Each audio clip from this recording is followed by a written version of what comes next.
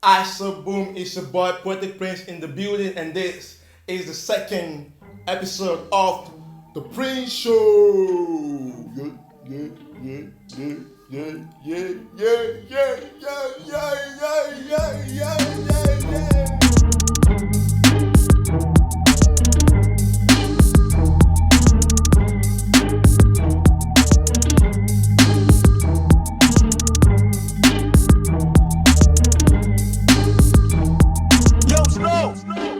Yep, yep, yeah. This is the second episode of the PRYNX Show, and for this episode, I will be answering some questions that came in when I asked you guys to ask me some questions about myself or any question at all that you feel like I should answer. So yeah, so that's what I'm gonna be doing for this episode. But before anything, if you haven't subscribed, if this is your first time coming to my channel, if you haven't subscribed, please pause the video and hit that subscribe button, like the video, make sure you leave a comment. You know how we do it over here, right? Alright, let's dig right into it. I would say I discovered my passion for poetry when I was in university, even though I've been writing poetry for a very long time. As far back as I can remember, I've been writing poetry since I was a kid. Because I remember that I used to write poems for my school magazines. In primary school, I used to do recitals at graduations. Secondary school, I used to write poems. But around that time, it was just more or less like a channel for me to express how I feel on the inside, be able to write about what I'm going through and all of that. But when I got to uni, and I got to a point in time in my life where things were really shaky for me, and I realized how poetry was more of a coping mechanism for me and how I really couldn't do without it. That was when I began to, explore, and I started, doing more of, stage performances and all of that. Then I began to realize that I actually do love poetry. I actually do like this whole idea of, putting down my thoughts on paper in ways that people were people were looking for ways to express themselves. And they read my point, like, oh, yo, I've been finding ways to say this again. So that was when I began to realize that, yo, poetry is actually something I want to do. Yes, I would say when I was in uni, that's when I discovered my passion for poetry. Even though I've been writing for a very long time, I did discover my passion for poetry in university.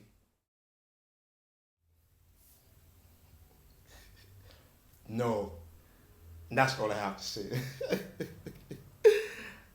not a virgin. So, like I said earlier, I discovered that I actually do have a passion for poetry when I got to university, and I decided that okay, this is something I want to take serious.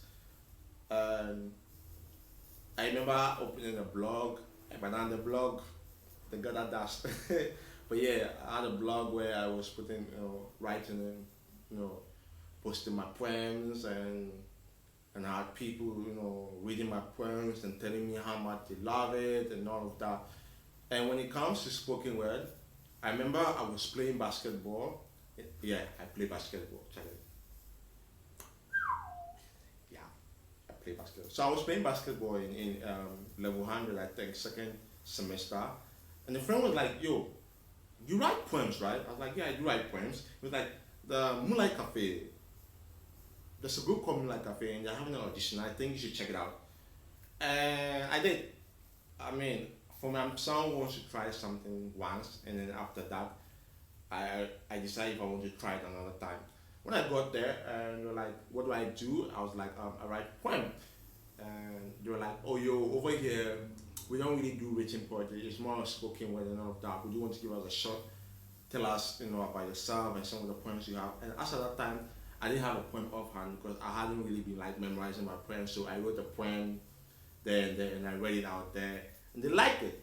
And they're like, "We're gonna put you on." So Moonlight Cafe was my first ever spoken word platform, and went well. Under the disco light, some people they boogie, some people they booze. The bladder make full, then for go bathroom. The bathroom. the magic room, like Superman and telephone booth. Girls go got it in so plain like a figure, no style. Brown sandals, check. Long skirt, check. Pin earring, check. Long hair, check.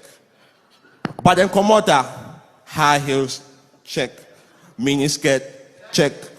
Bango earring, lip gloss, mascara, bra, on check. For this, and I must say that from the very moment I stepped my feet on my first big stage, it was awesome. The support was, and has always been great from the very beginning. Even though I wish that like I could get more, but like I'm not gonna lie, the support has been great from the very beginning. Because if not for it, I will be here. So yeah, the support has been awesome, very very awesome. PRYNX, they are the best. So many times, and it's hard. It's really difficult being a poet, a creative, and a spoken word artist and outside of the world because it's not really the form of art that people are actually like,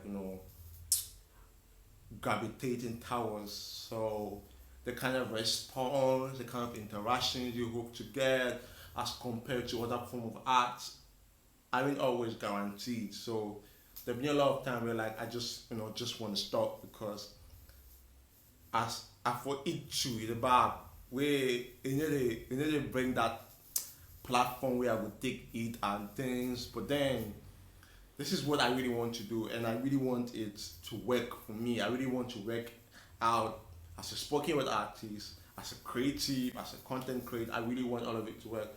But there has been days where like I like it just feel like is this really worth it? You just ask yourself if it's really worth it. But yeah, this is it. Like this is what you want to do. So I have to keep pushing. But yeah, there have been days where I just want to drop it all off.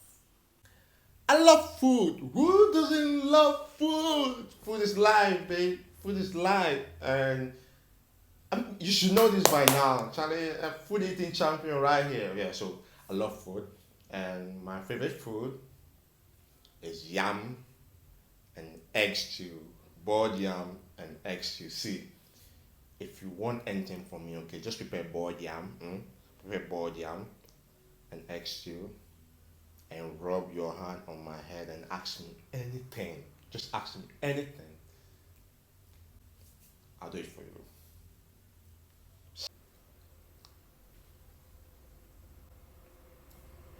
I'm single, and that's all I have to say on this topic. I'm very single.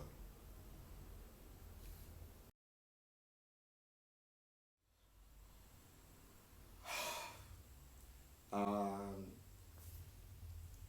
that would be my dad. Yeah, I would do absolutely anything to have him back because it all happened too fast, and I never got a chance to say like a proper goodbye.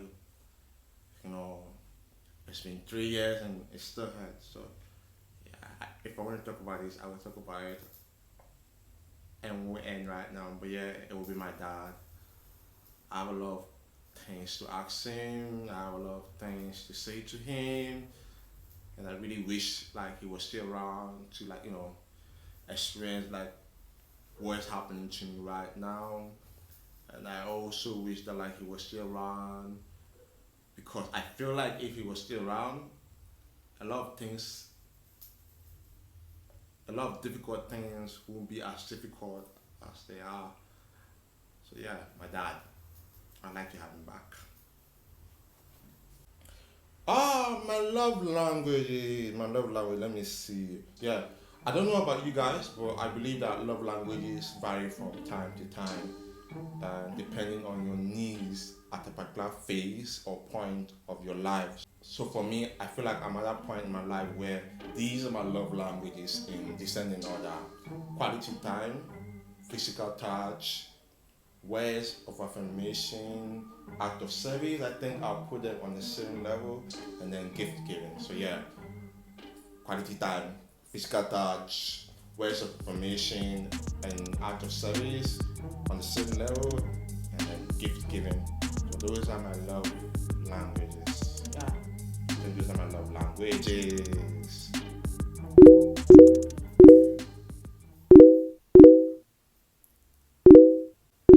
I get this question all the time, all the effing time. But unfortunately, Pringles, unfortunately, this guy right here is straight. I've tried boiling myself in hot waters and all of that, but this spaghetti over here is still straight. And I think I get this question a lot of the time because of how I present myself. My earrings, my hair, painting of my nails, I wear anklet, crop tops. I don't really, I've had someone tell me that I don't really behave like a man.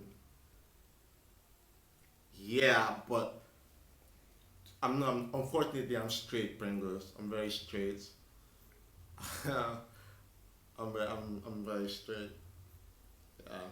However, I will be quick to add that over here, nah, gay the rain, which means I am a pro LGBTQIA, which means that over here I support all queer people. That over here I believe that queer rights are human rights. That over here queer people exist, and for those in Ghana, queer Ghanaians exist too, and their existence is not something that you and I should debate on. You get that, Charlie?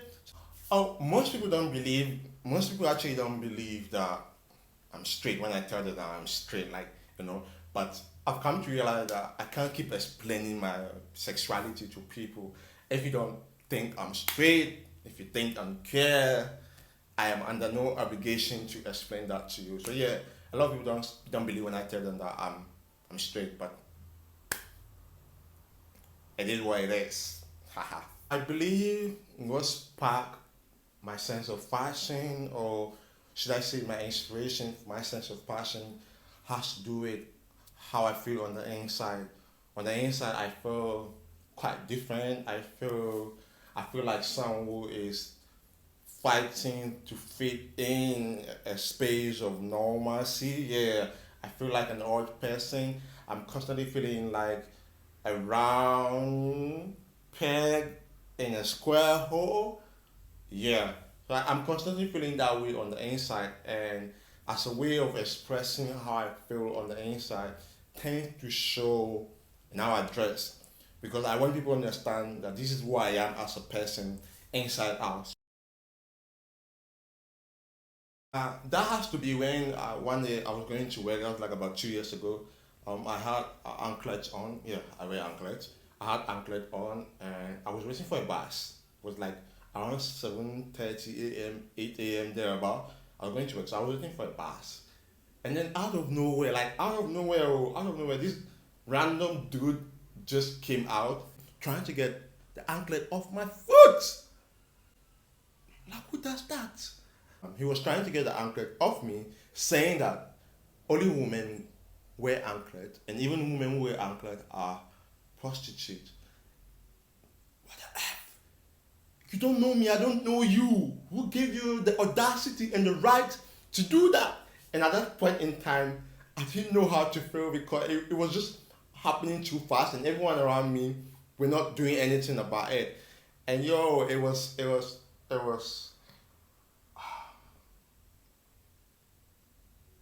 So yeah, you know, that's it. That was the most.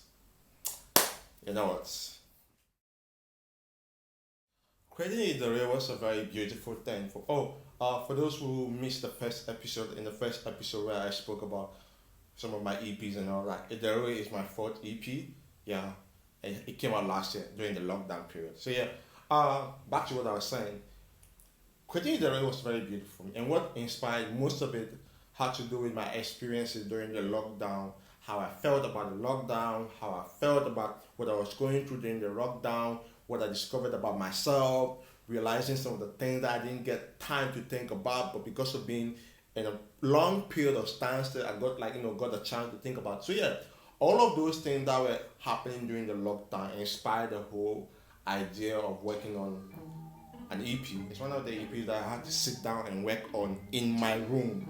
Recorded the audios and all of that in my room. Wrote everything in my room. You get it? Recording with my phone, sending the audio to my sound producer, Snowbeats. It's my sound producer. He's the same person who made my how do you call it? My team beat, the beat you're hearing right now. Yeah, he was the same person who made it. Send it to him, and he would have to produce. So it was a very beautiful experience because I got to learn a lot of things about myself. Yes, it did. It did because at that particular point in time, I was in a place or in a phase in my life where I needed to get a lot of things out because we've been in a standstill for so long that I had a lot of emotions and thoughts that were piling up on top of each other as the day goes on. Like we're just like in a lockdown and all of that. So yeah, the lockdown did play a role in the production of Ida Real. I'm sure without the lockdown, there wouldn't have been Ida Real. There was a time where I was constantly explaining myself that this is how I like to dress, I just feel good. I'm not necessarily trying to make a political statement because I wear crop tops or because I paint my nails or because I wear anklet and all of that. It's just how I feel on the inside and I want to express myself. There's a time where I was constantly explaining myself and I reached to a point where I realized yo, if I keep explaining myself, no really ever stop because so I just decided that you know what, I'm just gonna be me. I'm just gonna do what I want to do. If I really have to explain myself, I will. But on most days, you have to deal with it.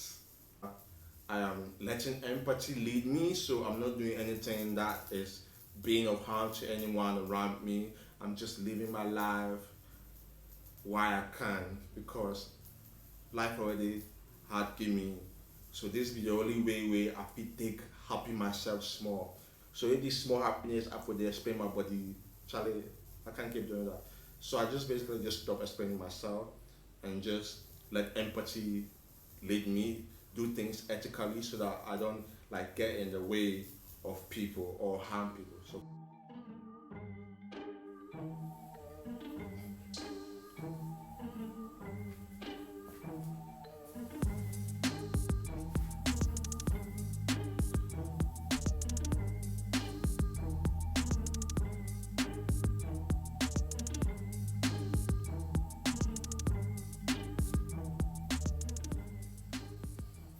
and so that brings us to the end of the second episode of the PRYNX Show. I hope you had fun, because I did, and I think I'm getting a hang of this whole YouTube thing, Mike. Do not forget to subscribe if you haven't, okay? Please subscribe, like, leave a comment, tell your friends about this channel because we're going to be having fun, and I hope you had fun today too. So Pringles, I remain your boy, Poetic Prince. I see you guys in the next episode of the PRYNX Show. But until then, it's your boy, Poetic Prince, and you guys remain Pringles. Peace out.